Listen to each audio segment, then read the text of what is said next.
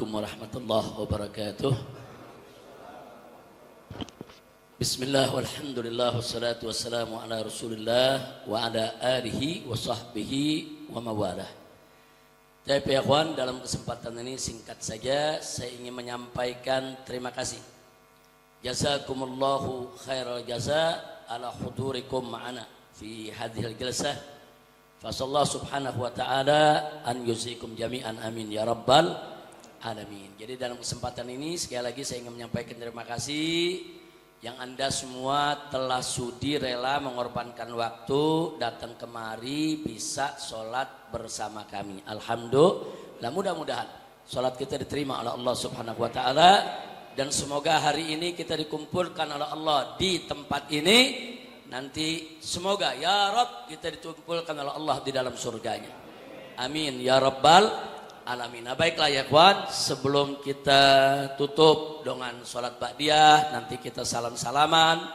Saya hanya ingin mengingatkan diri saya dan semua yang ada di sini bahwa setiap sholat kita sehari semalam 5 waktu kita wajib baca suratul Fatihah, dan di dalam suratul Fatihah ada ikrar luar biasa. Iyyaka na'budu wa iyyaka nasta'in. Hanya kepada Engkau ya Allah kami menyembah, kami beribadah, dan hanya kepada Engkau ya Allah kami mohon pertolongan. Nah, berkaitan dengan ini, karena ini tiap hari sudah kita ikrarkan di hadapan Allah, maka jangan pernah kita mempersekutukan Allah.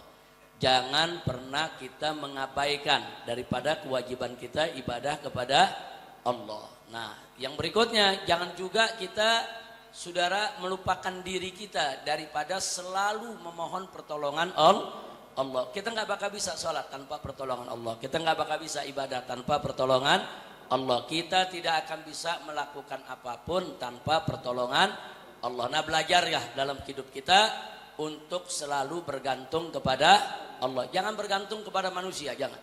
Jangan bergantung kepada manusia. Belajarlah untuk selalu menggantungkan diri kepada Allah. Nah, sebagai penutup, saya jadi teringat kisah putra daripada Abdullah ibn Umar. Sayyidina Umar ibn Khattab punya putra bernama Abdullah, dan Abdullah punya putra bernama Salim. Jadi ini cucunya Sayyidina Umar, terkenal sebagai seorang abid dan seorang zahid, seorang ahli ibadah dan seorang zuhud. Suatu hari beliau sedang khusyuk duduk munajat di dalam Ka'bah. Bukan di dalam Masjidil Haram, bukan. Di dalam Ka'bahnya ya kawan. Karena dulu memang di zaman Nabi dan para sahabat, bahkan tabi'in, pintu Ka'bah terbuka ya kawan. Nah, beliau duduk di dalam sedang munajat. Munajat itu artinya sedang mencurahkan isi hati kepada Allah. Munajat itu artinya curhat ya kawan. Kalau kita bilangnya curhat. Munajat itu kita sedang curhat kepada Allah. Nah, begitu beliau sedang curhat kepada Allah, ibadah di situ. Tiba-tiba saudara datang khalifah dengan pasukannya. Saat itu yang menjadi khalifah Hisham ibn Abdul Malik ya kawan. Datang sang khalifah, kemudian juga masuk ke dalam Ka'bah. Pengawalnya nunggu di dalam Ka'bah, di luar Ka'bah ya kawan. Begitu masuk ke dalam Ka'bah, saudara, sang khalifah lihat ini, cucunya Sayyidina Umar lagi ibadah, lagi khusyuk, lagi tenang, saudara. Nah, tidak lama selesai itu dia lihat begitu ada waktu luang, kesempatan Salim bin Abdullah bin Umar ini bisa ditegur. Masa sang khalifah mengatakan, dia katakan apa? Ya Salim, salni hajatak. Hei Salim, kebetulan ketemu di sini, silakan kau minta. Apa kau punya hajat kepadaku? Silakan, kau perlu apa aja? Kau ada urusan apa aja? Ini yang nawarin khalifah ini ya kawan. Enggak sembarangan ini. Pokoknya ente punya hajat apa aja, ngomong sekarang. Ada yang menarik, apa dijawab oleh Salim? Salim menunduk menjawab. Dia katakan kepada khalifah, inni astahyi an as'ala ghairuhu wa ana fi baiti. Nah, katanya, wahai Hisham, ana malu. Bagaimana anda bisa minta kepada selain Allah, sedangkan kita ini lagi ada di dalam rumahnya Allah. Gimana minta kepada selain Allah? Malu. Sang khalifah faham ya kawan, udah kalau segitu dia nggak ngomong apa-apa lagi, selesai zikirnya dalam Ka'bah. Kemudian keluarlah ini yang namanya Salim. Khalifah begitu melihat Salim selesai daripada ibadahnya, zikirnya, keluar dari dalam Ka'bah, maka sang khalifah pun menyelesaikan acaranya di dalam Ka'bah. Dia kejar ini Salim. Jadi bukan Salim yang ngejar khalifah, bukan ya kawan. Khalifah yang ngejar Salim. Begitu sampai di luar Ka'bah, apa sang khalifah mengatakan? Ya Salim, Salim hajar dah. Sekarang kita udah di luar Ka'bah. Sekarang kita udah di luar di rumah Allah nih. Ente punya hajat apa? Sampaikan. Kemudian Salim bertanya kepada sang khalifah, baik, sya'nud dunya amil akhirah. Ini yang ente tawarkan kepada ana nih urusan dunia apa urusan akhiratnya? Yang mesti ana minta. Nah, si khalifah mengatakan, ya tentu urusan dunia dong. Kalau urusan akhirat nggak mungkin si khalifah bisa ngasih urusan dunia. Apa ente punya hajat? Nah, setelah dijawab begitu, Salim mengatakan, apa dikatakan? Wallahi, demi Allah, katanya. Kata Salim, saudara, lam as'alid dunya mimman yamlikuha. Aku tidak pernah minta dunia kepada zat yang memilikinya. Wa kaifa as'alud dunya, bagaimana aku harus meminta dunia mimman lam yamlikuha? Bagaimana aku minta dunia dari orang yang enggak memiliki dunia itu? Maksudnya Allah aja pemilik dunia, Anda enggak pernah minta dunia sama Allah. Terus ente kan nggak memiliki dunia, bagaimana anda bisa minta sama ente yang nggak memiliki dunia? Habis ngomong begitu langsung jalan Salim ya ikhwan. Si khalifah bengong aja ya ikhwan.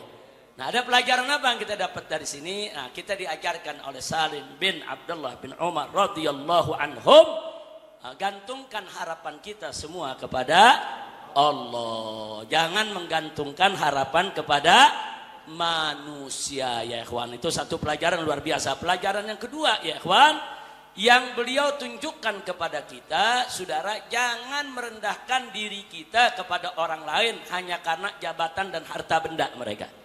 Jangan, mereka mau setinggi apapun jabatannya, sehebat sebanyak apapun harta bendanya, saudara, semua itu tidak akan pernah ada artinya, saudara, di hadapan keagungan kemuliaan Allah Subhanahu wa ta'ala.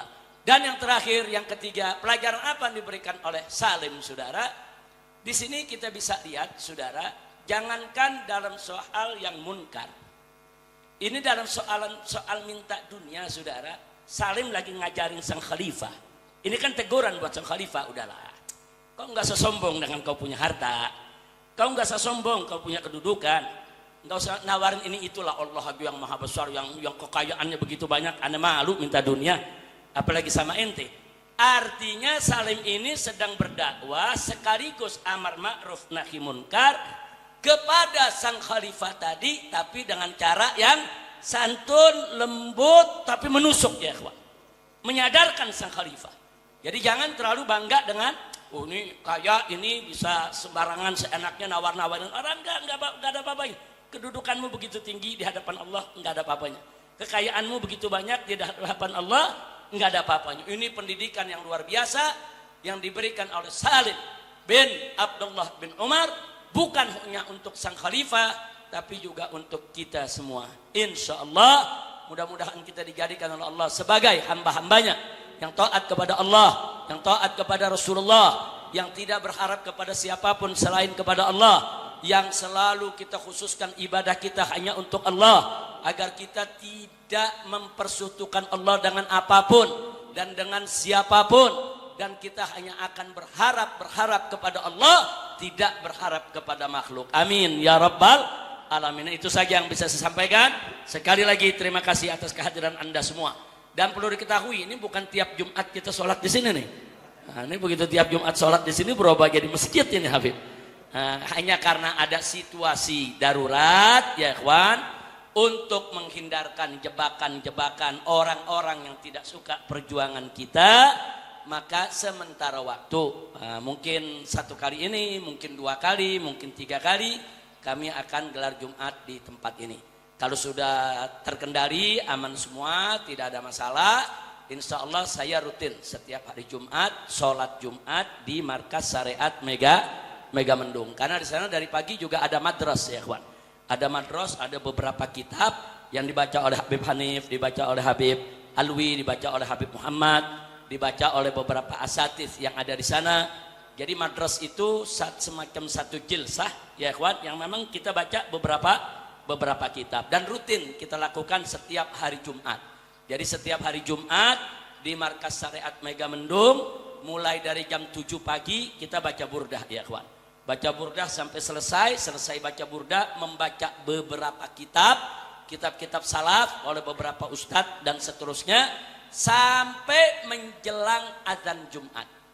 Nah, sampai menjelang azan Jumat. Nah, sebelum azan Jumat kita stop, pengajian selesai. Nah, setelah itu masuk azan Jumat, kita melakukan ibadah Jumat sampai khutbah dan sholatnya. Cuman khutbahnya nggak pakai bahasa Indonesia lagi. Khutbahnya hanya pakai bahasa Arab. Nah, terus ada yang nanya, kenapa khutbahnya pakai bahasa Arab? Kan jamaah perlu menimba ilmu. Kan nimba ilmunya udah dari jam 7 pagi. Dari jam 7 sampai jam 12 sudah cukup ya kawan. Nimba ilmu apa lagi? Nah, tinggal khutbah Jumatnya kita ambil yang rukunnya ya kawan. Kira-kira jelas tidak? Kecuali kalau dari jam 7 sampai jam 12 enggak ngaji. Nah, maka dalam khutbah perlu disampaikan dalam bahasa Indonesia supaya umat bisa yastafidun, bisa mengambil manfaat. Jadi kalau nanti ke Markas Syariat jangan kaget kalau khutbahnya enggak sampai 5 menit ya. Enggak sampai 5 menit udah selesai itu khutbah. Betul-betul kita khutbah hanya dalam bahasa Arab ya, kawan. Nah, setelah itu biasanya kita jilsah ma'ad duyuf. Saya duduk bersama tamu sampai sore. Kita duduk, kita dialog, kita diskusi, kita ngobrol. Jadi kalau nanti Anda ada yang mau ketemu, mau duduk, mau ngobrol, ya tempatnya di Megamendung. Saya nggak pernah terima undangan setiap hari Jumat. Setiap hari Jumat tidak pernah, dari dulu saya tidak pernah terima undangan.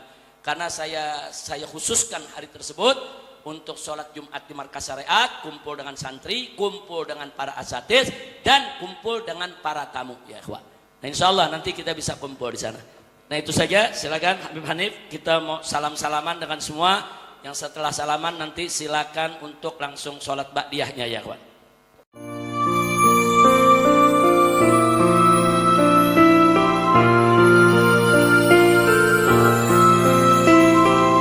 Hamdalah TV